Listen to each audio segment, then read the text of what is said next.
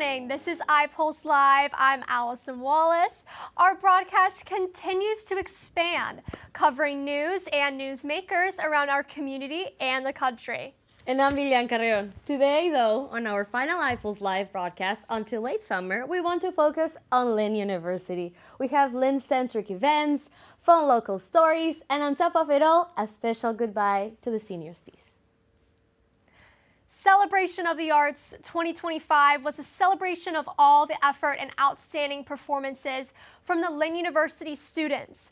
VIP guests and faculty attended the event that was held for 2 days and had a great atmosphere from music, art, and a big international gastronomic experience and the bright school spirit. Lillian Carrion reports. Would you like new music and mystery? Each and every day, lose the same old music and history. Make a new friend, then fly away and wake up in Texas, where they treat their women right. And then try Hollywood, where the stars get lit out in broad daylight. Very excited to say that tonight I'm covering the most expected event at Lynn University, Celebration of the Arts. Here we are, and let's go check it out.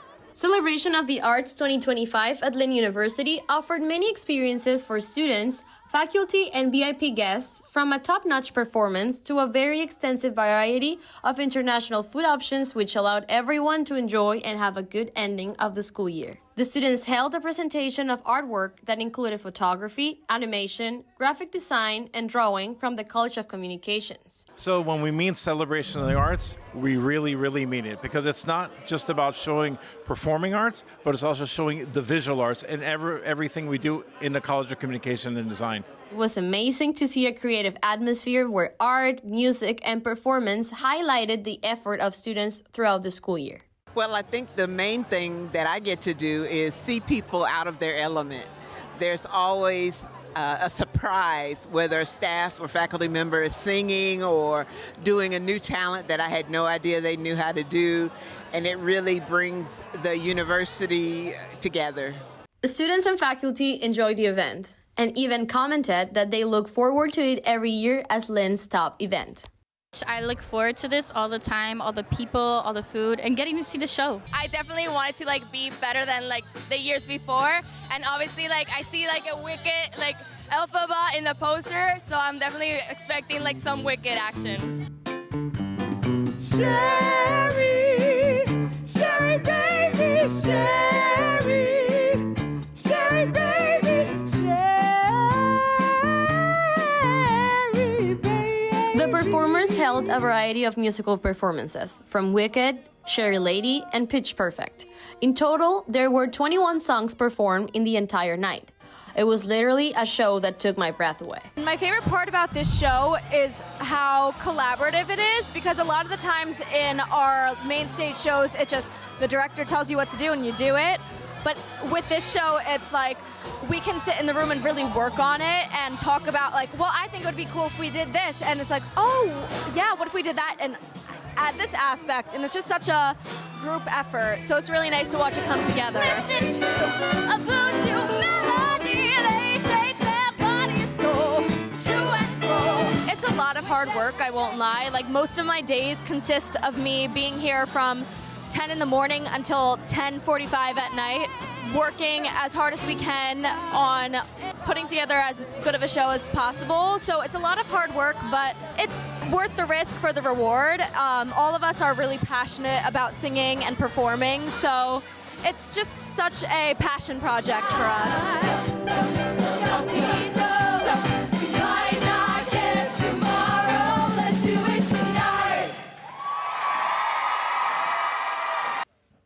Lynn Athletics celebrated a successful year, winning national championships and breaking NCAA records. Swanson Gibson Jr. interviewed athletic director Kathy Krupa and athletes about their achievements. The 2024-25 season has been monumental for Lynn University athletics. Coming off men's soccer and women's volleyball national championships in the fall, numerous Lynn athletics teams have maintained success this spring. Lynn Athletics Director Kathy Krupa provides insight. Men's basketball made it to the second round of NCAA tournament. That's the first time they've been back in a while, so that was tremendous. Our first-year head coach, Bill Marasco, this is his first season, and so they did a great job. Men's and women's swimming had a tremendous season. They had a lot of, kids that won the SSC championship in their races, and then went on to nationals. And we had Luna Mertens, who has just been, our all-time best swimmer by far. Won 2 national championships in her races. She also came in second twice individually, and then also as a relay. So the women's team came in 5th overall, which is absolutely outstanding. Softball's been doing a tremendous job. They've been playing off campus all season, and they've just been so great about it. Because we'll be constructing new fields for baseball and softball. We're already in the middle of things and should be breaking ground any day now. And then baseball is doing tremendous. We don't know where they're ranked in the region yet, but we know that they will be ranked. And so we anticipate them getting an NCAA bid as well. And then it came out yesterday that women's golf got a bid to NCAA regionals. Women's lacrosse is currently ranked 4th in the region, and we anticipate them getting an NCAA bid. Women's lacrosse had the campus buzzing all semester as they won their first 12 games consecutively, finishing 14-4 overall. Defensive player Delaney Smith reflects on her team's success as the postseason draws near. I am super proud of my team and everything that we have accomplished. Really, really excited. I am hoping and praying that I see our name on there during the selection show. And I'm just happy about the season we had so far and that we have this opportunity in front of us. So I'm really, really excited, a little bit nervous, but overall I have positive thoughts. 2025 SSC Sprinter of the Year Paul Mosley and the track and field team picked up numerous accolades, shattering dozens of records in the process. He touched on team and individual success. Girls side alone, they have done well, especially our freshmen. They came in, showed a lot of potential to where we're even bringing 2 freshmen in for nationals. This year, my individual success has gone a lot better. Picked up an MVP award in a conference MVP award too.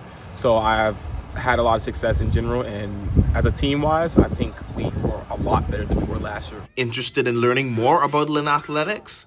Go to lynnfightingknights.com for news, stats, and highlights. Reporting for iPulse News, I'm Swansea Gibson Jr. Our reporters had a chance to sit down with leaders of College of Communications and Design. Here at Lynn University, Dean Cesar Santol and Associate Dean Dr. Stephanie Powers talked about the future of the college. I think there are so many stories that need to be told, and they need to be told ethically, and this is the time to do it. I can literally go month by month to tell you all the great things that this college has done in the, all the way since August of this year. We'll have their full interviews as an iPulse Extra later in our broadcast. Lynn University this week hosted its annual Night of Honor ceremony. It's a chance to recognize the hard work, leadership, and accomplishments of our most dedicated Lynn seniors.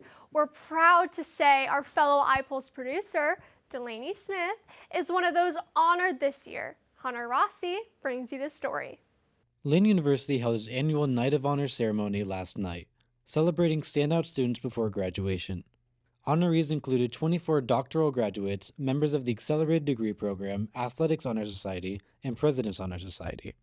Each college also recognized one outstanding graduate and undergraduate student.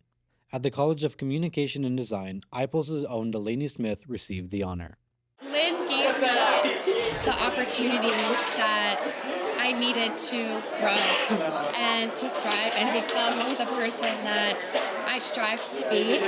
And it gave me the platforms, the resources, the tools to become a butterfly after being a caterpillar. And along the way, I met people like my professors, and I joined iPulse, and I joined other clubs, and through the years, I was able to grow my wings and fly. So this says the Dean's Award for Excellence in Undergraduate Education in recognition of outstanding and potential for scholarship and leadership in the Eugene M. and Christine A. Lynn College of Communication and Design.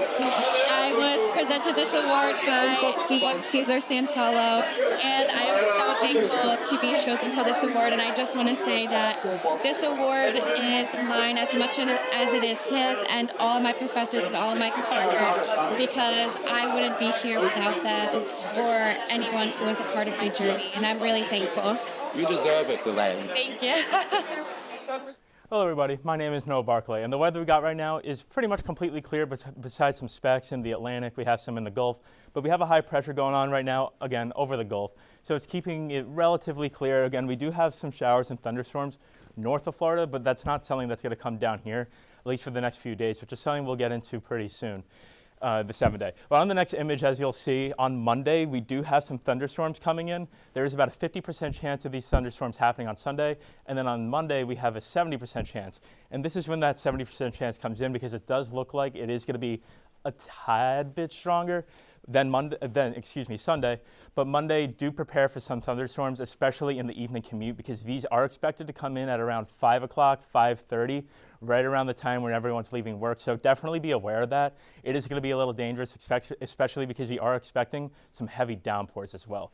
As you'll see on the 7-day forecast, this week we're going to have consistent temperatures, really going to be 83, 84.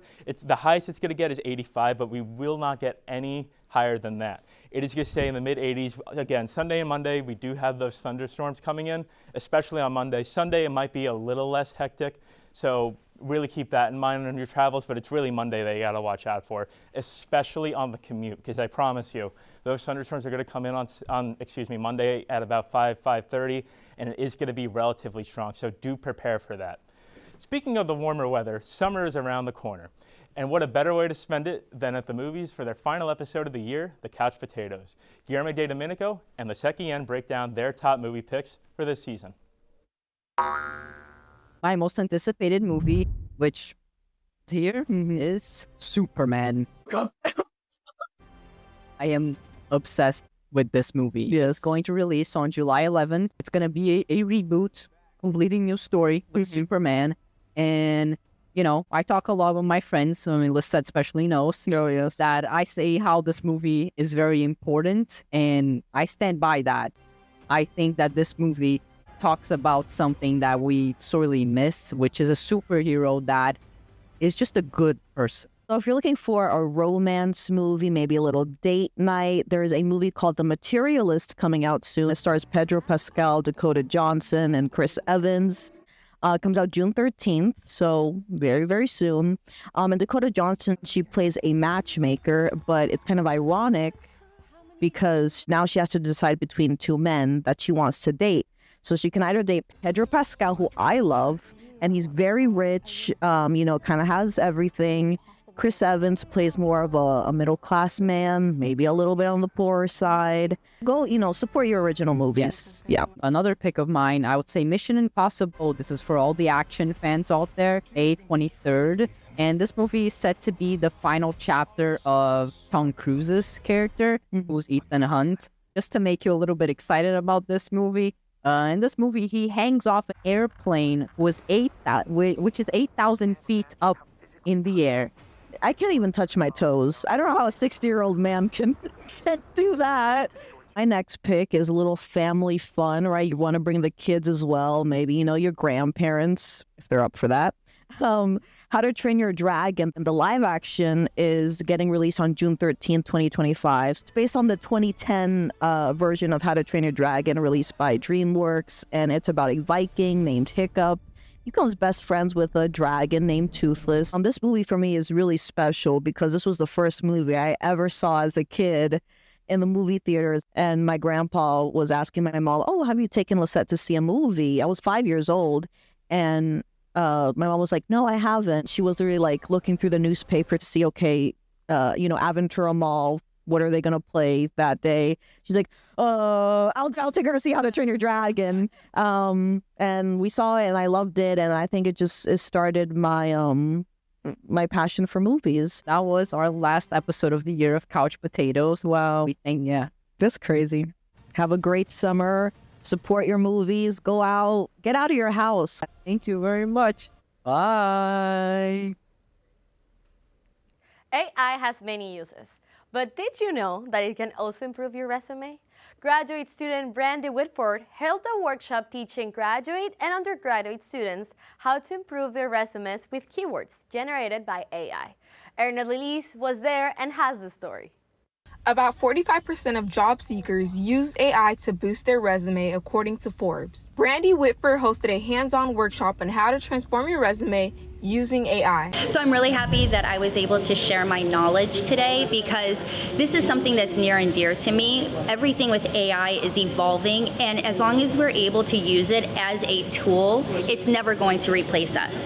So today's workshop was really providing students tools that they need and what they can use in their future to really craft their resume for the job description. It's not a generic one and done. This is a living, breathing element of their professional development. You start off by copying the job description into an AI generator along with your resume. It will then generate keywords for the job description selected, and you should add those words to your resume because employers look for specific roles and phrases to boost your chances. What you do now is you utilize what the output is, and you add it to your resume. Again, this is working with AI, not telling the AI to just do it for you. Students were able to create their own polished resume with AI that recruiters won't ignore. We kind of came up with this idea as a team in the Career Connections office because AI is such an amazing tool that students now have access to all this new technology, and it's important to use it correctly. You'll be able to kind of transform your resume. This was a great opportunity for me to help my fellow students and future peers. I'm Erna Delise for iPulse. Today, we're following the heartwarming story of JB, a calf adopted in Kansas, whose arrival brought immense joy to a young girl named Ainsley. Reporter Hunter Rossi has more. He's sassy too. He's kind, nice. In Overbrook, Kansas, when 9-year-old Ainsley Hastings got a call about an Angus bull calf, she saw potential. I was like, I want him, and we got him the next day. But handling the calf, named JB, would be a challenge. When we got him, he was not able to even move up off of his sides. He was very rigid. We had to hold his neck up manually to get him to eat. Tetanus attacked JB's nervous system, a condition with a survival rate of only 20%. The Hastings family took those odds in the recovery process into their own hands. So I actually took 2 old sawhorses and some old ratchet straps and kind of built a sling per se out of it to help keep some of that pressure off, but yet allow him to start building some strength on his own feet. After weeks of feeding, building strength, and hours of physical therapy, JB was up and walking. Really, it was him and me together, because if he wasn't there and I was just doing it to do it, then I wouldn't be able to do it. Ainsley standing up all on his own. Ainsley's very stubborn, so we know whatever animal's in her care, she's not going to give up. My dad says, we're going to eat him, and I said, no, we're not. With JB up on 4 feet, the family plans to keep her for a while. 4-H, or if we don't, then me keeping him as a pet. Ainsley has big plans for her new friend. Hunter Rossi, iPulse News. Animal protection is a full-time job for many dedicated people in our community. Peggy Adams Animal Shelter is one of those places. Carla Rivera Medina reports. The Peggy Adams Animal Shelter is doing the same work it began at its funding a century ago. Animal Rescue League, as it was called, was formed to address people who came from the north to vacation over season and then left their pets on Palm Beach Island primarily. So a group of 8 Palm Beach women actually started our organization 100 years ago now. Times change. Financial or other stresses that leave pets behind do not. People having to move in with family out of state or moving back north, maybe where their family started out, and end up not being able to bring their pets along. And we try to be understanding rather than judgmental and work with people. So we do sometimes offer temporary housing to people if they're looking for pet-friendly housing. Too many animals, not enough homes. Finding adoptive families is ongoing work. So is the important work of spaying or neutering pets. And Peggy Adams has its annual free event coming up tomorrow. Not all kittens born will survive, so we want to do the humane thing and get these animals fixed while we still can before they have those babies this year. Humanly controlling our pet population and lovingly doing the work to find homes for abandoned pets. At Peggy Adams, the mission never ends. Now to our iPulse Extra interviews with our College of Communication and Design leaders here at Lynn. I sat down with Associate Dean Dr. Stephanie Powers. Thank you so much for taking the time today, Dr. Powers. I have a few questions to ask you. Oh, thank you so much for having me. I'm so excited to be here today. Me too. Can you start off by telling us about the state of journalism in education? Absolutely. When I think of the state of journalism currently with education, I see opportunity, which I think is interesting because perhaps that's not the first word that would come up for many. Yeah. But I see opportunity because there are so many different ways that students can go about really practicing journalism right now, whether it be print, what we're doing right now, podcasting. I think there are so many stories that need to be told, and they need to be told ethically, and this is the time to do it. Absolutely. iPulse is a really good program to get all that hands-on experience. I completely agree with you. In fact, I always tell students from the start, get involved. It doesn't matter what you get involved in. Of course, I'm biased, and I always say get involved with iPulse. Yes. We have all of these different sections. So going back to your first question with education, start off by doing what you're passionate about, but the reality is you need to learn it all. You need to know how to write. You need to know how to research. You need to know how to be able to present yourself. And learning these soft skills will take you far regardless of what career you're interested in. Going off of that, what does Lynn have planned for next year for iPulse? Is there any new things coming up, like for students that aren't involved with iPulse already, or for those who are, what can they expect? There's so many opportunities. So I think what I'm most excited about is, well, actually, there's two things I'm very excited about. One being that we are going to have Michael Williams now as a professor here in our college. This is something that's been a year in the making, so we're so excited to have him alongside with, of course, Professor Phillips. The two of them together are just dynamic, and the opportunities for our students are truly endless. But another opportunity that I'm very excited about is that we're creating a minor in sports journalism. So for those students that are very passionate about journalism, but also very passionate about sports, they can really go hand in hand. I did not know you guys were doing that. Yes. That's awesome. Yeah, it's going to be really great. So our students, again, we have students who are interested in journalism, but also want to learn more. Perhaps their beat is sports. They can now truly focus on that. Yeah. What areas do you think are most important to cover with journalism? I think it's all important. I think it's important to know local news. There's so many things happening here locally that are so significant, but I also think it's very important for our students to know what's going on specifically right now politically. There's so much, and it's important for our students to know about everything from local news, political, national, world news, and then of course also what's happening here on Lynn's campus. Yeah. What are some of the biggest threats you've noticed with journalism in our society today? I think that one of the biggest threats is that anything can go out. And we have individuals who are producing information that's not being factual and that's not research-based.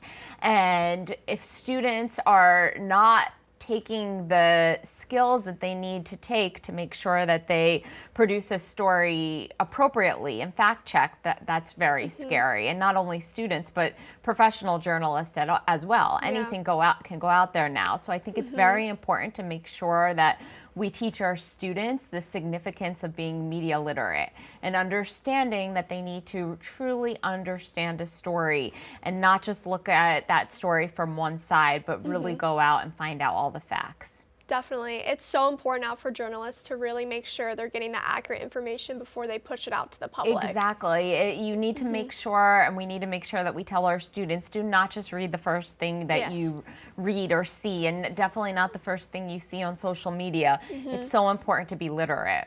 Absolutely. I have one final question for you. With your time here at iPulse and just at Lynn University in general, what is the biggest lesson that you have learned?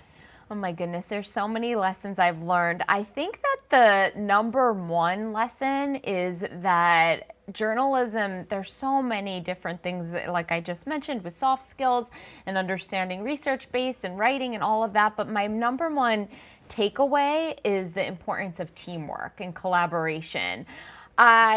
iPulse started off, just so you know a little bit about the history, as just one page, 11 by 17 broadsheet of paper that we just produced written news. And from there, we see the progression and how far it's come.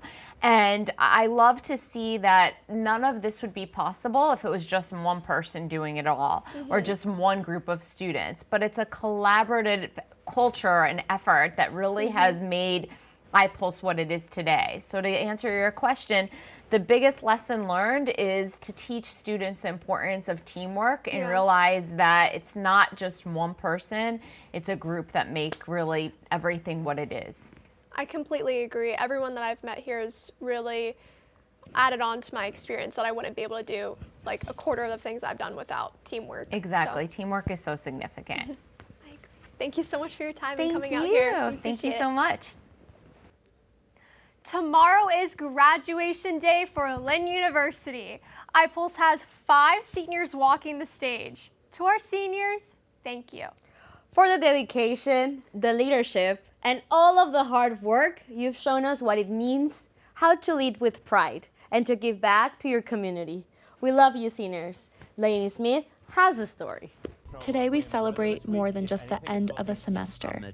We celebrate the journey, the growth, and the legacy left behind by our seniors. If I could describe iPulse in one word, it would be collaborative. Teamwork. Energetic. Family. My experience has been mostly growth. I came in, I knew a lot about journalism, but I didn't know what I knew right now. My experience has been great. It's been awesome meeting everyone and just really experiencing more of journalism. iPulse means everything to me. I've been able to find such a great group of people, and iPulse has really shaped me into the person I am today. Being able to achieve my dreams and achieve my mission of giving a voice to the voiceless and creating community. My message to the incoming freshmen, I think the first thing I would say to them was to immediately get involved in iPulse. But other than that, when you're in iPulse, work hard. iPulse is one of those organizations where it is what you make of it. And the more you get involved with live, print, and podcast, the more you're going to get out of it. I'm going to miss the people. I've formed friendships through these past 2 years, and honestly, just how dedicated they are to accomplishing a goal and doing whatever in their power to accomplish that goal. Probably the people. I'm sure that's the answer that everybody is giving, but it really is like a family, and I can't imagine my life without these people. What I'm going to miss the most is the community that has been created here and the people here that encourage me to never give up. As you take your next steps, know that you'll always have a home here. Once a fighting night, always a fighting night. Congratulations, seniors. You worked hard. You're going to grab that diploma on stage, and you're going to be proud of yourself this year. Congratulations to you all. I am so proud of all of you guys. We really make a really good team here at iPulse, and iPulse would not be the same without all of you guys. We're going to miss you. I'm going to miss them a lot. From a personal standpoint, you would have mentioned how collaborative and how familial and synergetic this environment is, and we have a lot of great people that are leaving us, so it's sad to see them go, some returning, but we honestly just wish them the best in their professional endeavors. Now to our second iPulse interview. The Dean of the College of Communications and Design, Cesar Santolo, sat down with me to share the biggest accomplishments of the year. How has it been for the College of Communications and Design this year, in a glimpse? Well, how much time do I have? As much as you want. Because I can literally go month by month to tell you all the great things that this college has done in the, all the way since August of this year. And most of all, that they're happy. Yeah. And you can't have a creative environment if you don't have those things. One of the things that we kicked off this year with was the all hands on deck skateboard deck competition that we had at the Boca Raton Innovation Campus in October. We were actually supposed to have it in September, And it was going to be our standard digital show, NFT show. But because of scheduling differences, we ended up having it in October. And during that time, I was in Dallas, and I was at one of these like skateboard fashion stores in Dallas, walking around, and I just loved the vibe. And I was like, you know what? Wouldn't it be cool if maybe I handed out a couple of skateboard decks to some of my students and had them start drawing and painting on them?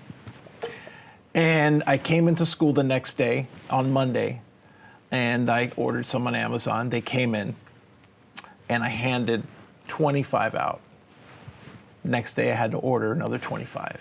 Wow. And then another 25, another 25. And by the end of the day, I had over 150 skateboard decks that I handed out to students. And I'm like, man, this is really like something. I think I hit on something kind of by accident. Yeah. And then we reached out to some high schools in the area. And then Spanish River, actually, they said, can you give me 30? And I'm like, oh my gosh, I'm going to go over budget here. But it was just a great way, kind of organically, not only to connect with the students here, but to also connect with the community at large. And we had, I think, 4 or 5 high school participate in the skateboard deck competition. What about the fashion show? So again, the fashion show. So a lot of people think that the fashion show, even though it happened, let's see, in February of this year. Yes.